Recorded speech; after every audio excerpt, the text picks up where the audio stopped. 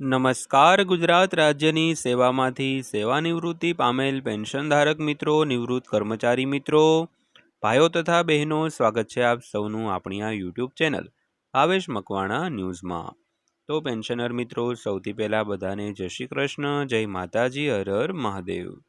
તો આજના વિડીયોની અંદર આપણે વાત કરવાના છીએ ગુજરાત રાજ્યના સેવાનિવૃત્ત પેન્શનરોને આવતીકાલે જૂન 2026ના માસનું પેન્શન કેટલું જમા થશે, જાણો વિગતવાર આજના આ વિડીયોમાં. તો એકદમ સચોટ અને સરળ માહિતી આજના વિડીયોમાં આપણે જાણવાના છીએ. તો ખાસ કરીને આજનો આ વિડીયો અંત સુધી જોઈ લેજો અને આવતા મહિને તમારે કેટલું પેન્શન જમા થશે તે જાણવા માટે આજના વિડીયોમાં તમે અંત સુધી બન્યા રહેજો. અને હજી સુધી જો આપણી આ ચેનલ તમે સબસ્ક્રાઈબ ન કરી હોય તો આવી જ અપડેટો મેળવવા માટે આપણી આ ચેનલ સાથે અત્યારે જ જોડાઈ જજો.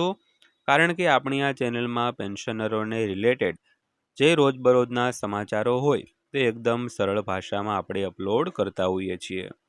તો ખાસ કરીને આજનો દિવસ એટલે કે જૂન મહિનાનો છેલ્લો દિવસ 30 જૂન 2026 અને આવતીકાલે 1 જુલાઈ 2026. તો આવતીકાલ એટલે કે આ મહિનાનું પેન્શન જમા થવાનો દિવસ. તો ખાસ કરીને દર મહિનાની 1 તારીખે જો કોઈ પણ જાતની સરકારી અથવા તો બેંકની રજા ન હોય તો દર મહિનાની 1 તારીખે પાછલા મહિનાનું પેન્શન જમા થતું હોય છે. તો આવતીકાલ એટલે કે 1 જુલાઈ અને વારની વાત કરીએ તો બુધવાર. તો કાલે જે પેન્શન તમારે જમા થવાનું છે તે કેટલું જમા થવાનું છે જેની આજના વિડીયોમાં આપણે સરળ ભાષામાં વાત કરવાના છીએ. તો ખાસ કરીને આજનો વિડીયો તમે અંત સુધી જોઈ લેજો.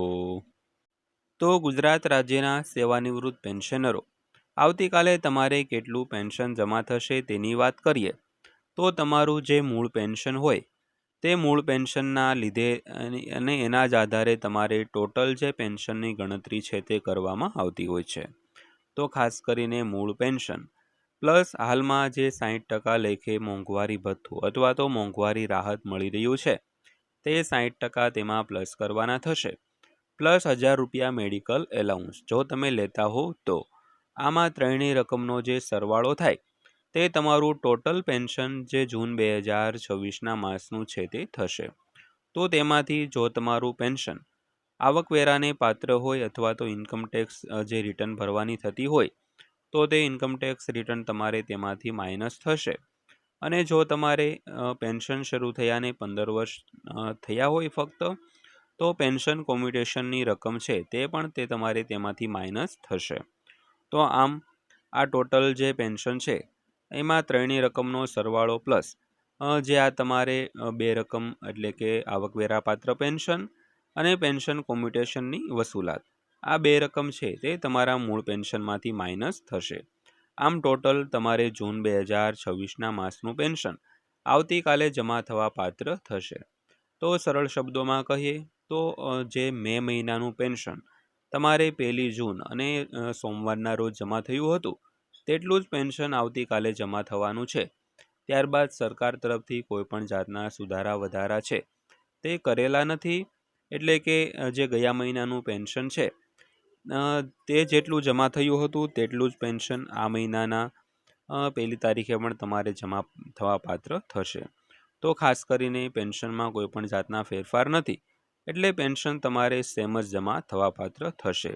ત્યારબાદ અન્ય પણ ઘણી વિગતવાર વાતો કરવાના છીએ તો આજનો વિડીયો તમે અંત સુધી નિહાળી લેજો. તો ત્યારબાદ થોડીક વિગતવાર વાત કરીએ તો જો તમે ગુજરાત રાજ્ય સરકારના નિવૃત્ત પેન્શનર છો તો આ વિડીયો અંત સુધી જરૂર જોજો. કારણ કે આજે આપણે જાણીશું કે આવતીકાલે એટલે કે 1 જુલાઈ 2026ના રોજ તમારા બેંક ખાતામાં જૂન મહિનાનું પેન્શન કેટલું જમા થઈ શકે છે. તો તેમાં કયા કયા ઘટકોનો સમાવેશ થાય છે અને કઈ બાબતોનું ધ્યાન રાખવું જોઈએ. તો સૌથી પહેલાં એક મહત્વની વાત, દરેક પેન્શનરની જમા થતી રકમ એક સરખી હોતી નથી.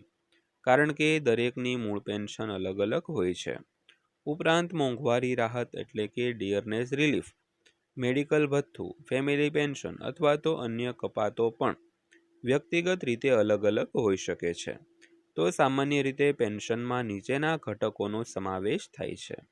તો સૌથી પહેલાં તમારું મૂળ પેન્શન એટલે કે બેઝિક પેન્શન લાગુ પડતી મોંઘવારી રાહત, મેડિકલ ભથ્થું જો પાત્રતા હોય તો, તેમજ સરકાર દ્વારા મંજૂર અન્ય ભથ્થા. ત્યારબાદ જો કોઈ કપાત હોય તો તે બાદની રકમ તમારા ખાતામાં જમા થાય છે. તો હવે એક ઉદાહરણ દ્વારા વાત કરીએ તો જો કોઈ પેન્શનરનું મૂળ પેન્શન 20,000 રૂપિયા હોય તો ડીઆર ઉમેર્યા પછી તેને કુલ રકમ વધે છે. તો જો મૂળ પેન્શન 25,000 હોય તો ડીઆર સાથે કુલ પેન્શન વધુ થાય છે. જો મૂળ પેન્શન 30,000 રૂપિયા અથવા તેનાથી વધુ હોય તો જમા થતી રકમ તે મુજબ વધે છે. તો મિત્રો, ઘણા પેન્શનરો પૂછે છે કે આ વખતે કોઈ એરિયર્સ મળશે કે નહીં. તો હાલમાં જો સરકાર તરફથી અલગથી કોઈ સત્તાવાર આદેશ જાહેર કરવામાં આવ્યો ન હોય તો સામાન્ય રીતે જૂન મહિનાનું નિયમિત પેન્શન જમા થશે. જો ભવિષ્યમાં ડીઆર વધારો, એરિયર્સ અથવા અન્ય લાભો અંગે કોઈ સત્તાવાર જાહેરાત થશે તો તેની અલગથી ચૂકવણી કરવામાં આવે છે. તો આવતીકાલે સવારે અથવા તો બપોર સુધીમાં મોટા ભાગના પેન્શનરોના ખાતામાં પેન્શન જમા થવાની શક્યતા છે. તો કેટલીક બેંકોમાં સમયના તફાવતને કારણે જમા થવામાં થોડો વિલંબ થઈ શકે છે. તેથી જો સવારે રકમ ન દેખાય તો થોડો સમય રાહ જુઓ અને ત્યારબાદ પાસબુક અપડેટ કરો અથવા તો બેંકનું SMS અને મોબાઈલ બેન્કિંગ તપાસી જુઓ. તો મિત્રો, જો તમે તમારા ખાતામાં કેટલી રકમ જમા થશે તેની ચોક્કસ માહિતી જોઈએ તો કોમેન્ટમાં તમારી મૂળ પેન્શન લખો, તો હું તેના આધારે કુલ અંદાજિત પેન્શનની ગણતરી છે તે તમને જણાવી શકીશ. તો આ હતી આજની માહિતી પસંદ આવી હોય, વિડીયો સારો લાગ્યો હોય તો વિડીયોને એક લાઇક કરજો અને રોજે રોજ આવા જ વિડીયો જોવા માટે, આવી જ માહિતીઓ મેળવવા માટે આપણી આ યુટ્યુબ ચેનલ અત્યારે જ સબસ્ક્રાઈબ કરી લેજો પેન્શનર મિત્રો. તો ફરીવાર પાછા મળીશું એક નવા વિડીયો સાથે, નવી માહિતી સાથે. ત્યાં સુધી સૌને જય હિન્દ, વંદે માતરમ.